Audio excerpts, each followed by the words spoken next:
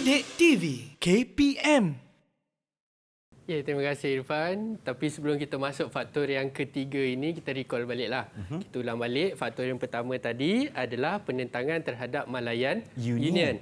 Yang kedua adalah cadangan Raja-Raja Melayu dan juga UMNO yang berunding bersama-sama dengan wakil kerajaan British. Okey, kita masuk yang faktor yang ketiga iaitu sokongan pentadbir British.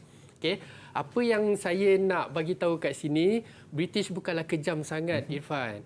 Tak semua antara yang banyak-banyak tu ada jugalah yang baik. Ada tak juga semua yang busuk. baik. Okey, yang baik ini juga sebenarnya saya nak bagi tahu ada juga dalam kalangan pentadbir British ini memihak kepada kita untuk menjaga hak kita. Itulah sokongan pentadbir British, pegawai-pegawai British yang bekerja di tanah Melayu ketika itu. Tapi saya nak tanya jugalah untuk murid-murid di Google Meet berdasarkan perbancaan awak di rumah sebelum kelas kita ini, siapakah pentadbir British tersebut? Siapa boleh jawab? Silakan angkat tangan dan jawab soalan cikgu. Siapakah Ada yang nak pentadbir jawab? British tersebut Siapakah pentadbir British tersebut? yang memberikan sokongan kepada penubuhan persekutuan tanah Melayu? Ada yang nak jawab? Ada yang nak jawab? Okey, silakan Aisyah. Aisyah. David Rhys Williams. Okey, David Rhys Williams. Ada lagi Aisyah? Tak ada, Tak satu ada. je. Okey. Cukuplah. Cukuplah, satu Cukuplah bintang. satu. Okey, boleh. Dah baik. boleh dapat satu juga. Okey, sebab kalau boleh saya selitkan cara menjawab SPM Irfan, kita tak tanya banyak berkaitan nama. Okey, sebenarnya ada beberapa lah, ada 6 kalau tak silap saya berdasarkan buku teks. Kita kalau soalan struktur, kita akan tanya pun sekurang-kurangnya 2 nama. Dua nama. Dua nama. Saya rasa dari awal tadi sehingga sekarang ada beberapa nama sebenarnya yang telah kita sebut. Dan semua orang itu sebenarnya menyokong memihak kepada kita. Okey. Kita ada David Rhys Williams tadi, Betul. kita ada L.D. Gummans, kita ada Sir Malcolm MacDonald, kita ada Sir Edward James pun sebenarnya sokong. memihak kita. Oh. Walaupun dia merupakan Gubernur Melayu ni. Ya, tugas dia governor. Tapi bila kita dah bangkit menentang, dia juga memihak kepada kita. Baik. Okay? Dan kenapa sebenarnya pentadbir British ni menyokong kita? Yang pertama sebab nak keamanan. Macam tadi, kalau Malayan Union diwujudkan, kita bangkit menentang dan Malayan Union tak dijatuh, diteruskan je.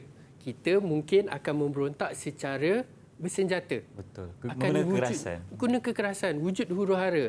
Tapi kalau kita buat persekutuan tanah Melayu akan kembali aman. Sebab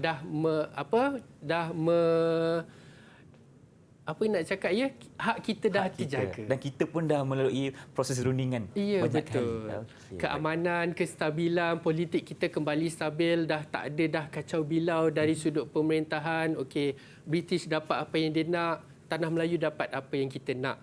Dan juga dari sudut ekonomi pun makin lama makin maju. Sebab dua-dua pihak dah bersama-sama Irfan untuk membangunkan tanah Melayu. Bukan setakat British, kita juga dah ada peranan ketika itu. Betul. Dah tiada orang kata apa eksploitasi dari segi British terhadap betul. tanah Kita dah Melayu. bersama-sama dah sebenarnya sekarang ni untuk memajukan tanah Melayu. Okey, dan Sir Ralph Horne juga antara orang pentadbir British, pegawai British yang menyokong pembentukan Persekutuan Tanah Melayu. Dia juga sendiri yang mencadangkan supaya Raja Melayu ini terlibat dalam pentadbiran. Dia sendiri, wakil British sendiri yang mencadangkan supaya raja kita ni terlibat dalam pentadbiran. Bukan setakat agama, bukan setakat adat. Masuklah dalam pentadbiran, takbirlah tanah Melayu bersama-sama pihak British. Okey?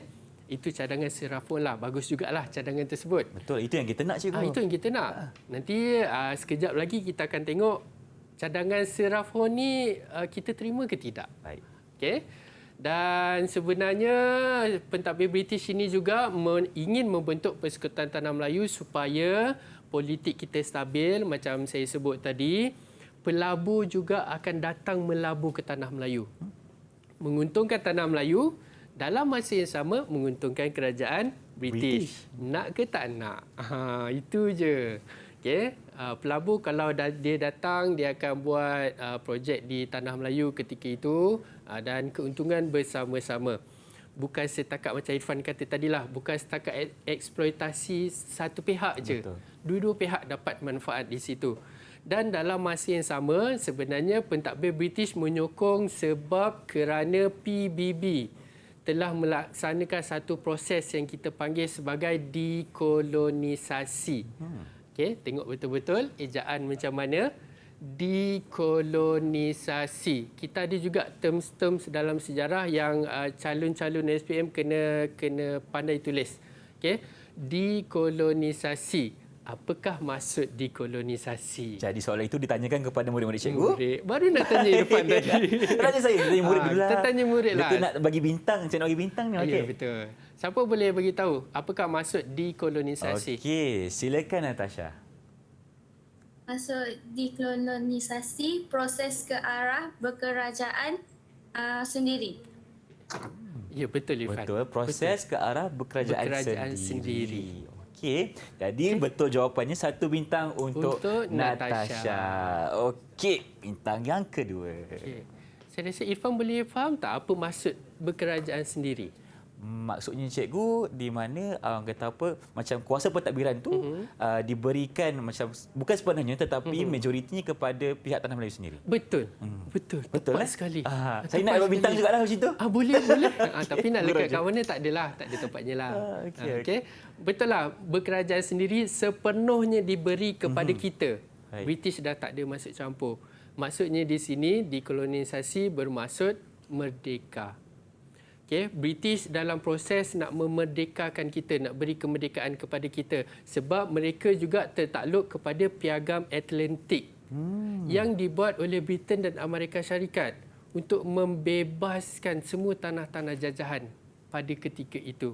Baik. Kita maksudnya kita minta Persekutuan Tanah Melayu dalam masa yang sama diorang nak bagi sebab kena patuh kepada Piagam Atlantik. Mereka PBB kena yang bebaskan buat. tanah jajahan Bebaskan. mereka. Ya. Kena bagi kebebasan untuk kita. Okey, itu antara 3 faktor.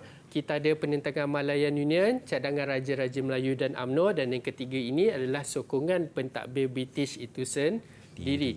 Okey, itu faktor. Okey, sekarang ni ini adalah satu gambar. Juga terdapat dalam buku teks. Kalau nak lebih jelas boleh tengok buku teks. Sir Edward James berucap selepas menandatangani Perjanjian Persekutuan Tanah Melayu 1948. Bermaksud kat sini apa yang kita minta dah dihitam putihkan di sini. Okey, ditandatangani antara kesemua pihak yang terlibat. Cumanya Irfan, kita nak tahu apa yang dicadangkan tadi, apa yang kita mintakan tadi berjaya atau tidak? Dipenuhi ataupun Dipenuhi tidak. atau tidak? Jadi seterusnya kita nak tengok apa ciri-ciri Persekutuan Tanah Melayu 1948. Ini dah confirm. Dah betul-betul dapat dah. Ini dah lepas kita tanda tangan semua cikgu. Dah lepas tanda tangan. Kita tengok, kalau kita boleh tengok dekat banting dekat sini, maklumat dekat sini, di sebelah saya ini adalah kuasa Raja-Raja Melayu. Okey. Yang pertama adalah Majlis Raja-Raja dibentuk, Irfan. Maksudnya di sini kalau ada Majlis Raja-Raja, raja dah mula berkuasa. Betul. Berkuasa banyak. Okey. Raja Melayu juga boleh memberikan pandangan dari sudut pentadbiran. Maksudnya bukan agama, bukan adat sahaja. Dari sudut pentadbiran pun boleh bagi pandangan. Sultan boleh mengesahkan rang undang-undang. Macam tadi, Sir Ralph Horn kata libat dalam pentadbiran. Betul. Itu hanya cadangan. Sekarang dah pasti. Dah lulus Dah lulus dah. Okey. Okay. Sultan boleh sahkan rang undang-undang yang diluluskan oleh Dewan Perundangan Negeri. Setakat Persekutuan Tanah Melayu, kuasa Sultan banyak di peringkat negeri dahulu. Bukan di peringkat persekutuan. Okay? Tapi bolehlah sebab kita belum merdeka kan. Tapi kuasa tu makin lama makin banyak. Okay, yang kedua. Mungkin kat sini kita boleh tunjukkan dari sudut pentadbiran. Okay, pentadbiran di Persekutuan Tanah Melayu. Tadi kita minta negeri Melayu, negeri Selat digabungkan jadi satu. Betul. Ya, kita jadikan persekutuan dibentuk. Tapi Singapura masih kekal sebagai tanah jajahan. Okey, itu yang saya kata, okey, you dapat, I dapat. Ni kita dapat, ni you dapat.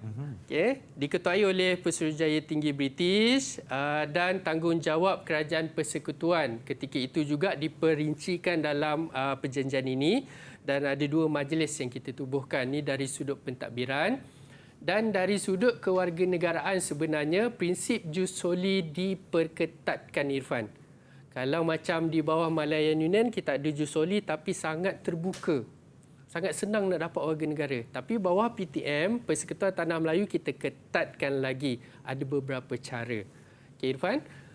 Saya rasa dah banyak sangatlah saya cakap. Okey. Kita nak uji Murid pula? boleh tak? Boleh, tak ada masalah. Mereka dah bersedia tu, cikgu. Saya ada 2 soalan saya nak uji mereka. Nak tengok diorang fokus ke tidak. Apakah soalan, cikgu? Apa soalan? Soalan yang pertama.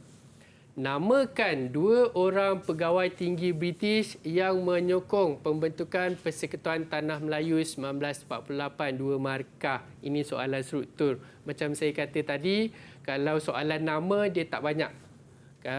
Paling banyak pun 2 je. Maksimum 2 lah. 2 je lah. Kita tak nak uji banyak-banyak. Okey, siapa nak jawab? Baik, silakan Nurin. Malcolm McDonald dan Sir Edward Chen. Ya, Malcolm McDonald dan Sir Edward Chen. Okey. Ini soalan sebab diorang fokus, Irfan. Kita bagi 2, Irfan. 2 bintang untuk Nurin. Boleh, tak ada masalah. Senang. Okey, kejap Irfan ke sana dulu. Baik, nampaknya Nurin sekarang ini melalui dengan 4 bintang setakat ini. Baiklah, Ya, cikgu. 4 bintang. Terima kasih untuk soalan kali ini dan pembentangan kita pun dah faham dari segi apakah faktor-faktor penubuhan Persekutuan Tanah Melayu. Ada 3 kesemuanya, jangan lupa, okey? Didik TV KPM